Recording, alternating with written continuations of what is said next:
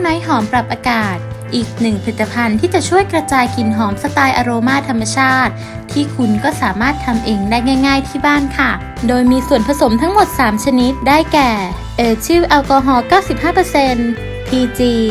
และกลิ่นน้ำหอมที่ชื่นชอบค่ะขั้นตอนที่ 1 เตรียมเอทิลแอลกอฮอล์ 95% ในปริมาณ 75 ml ลงในภาชนะสำหรับใช้ผสม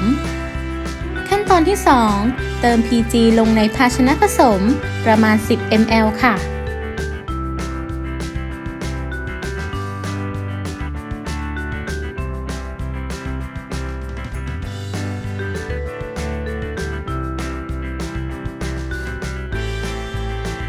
ขั้นตอนที่ 3 เติมกลิ่นอโรมาที่ชื่นชอบลงไปในปริมาณ 20 ml เพื่อเพิ่มความหอมยาวนานค่ะ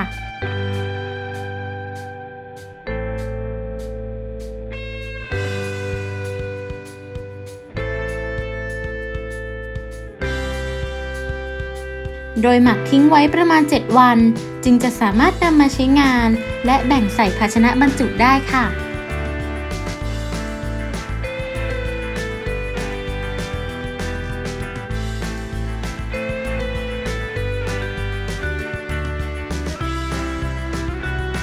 สำหรับคุณลูกค้าที่สนใจส่วนผสมสำหรับทำก้านไม้หอมปรับอากาศหรือเคมีภัณฑ์ชนิดอื่นๆสามารถติดต่อสอบถามหรือขอคำแนะนำเพิ่มเติมได้ที่ช่องทางดังนี้เลยค่ะ World Chemical ยินดีให้บริการค่ะ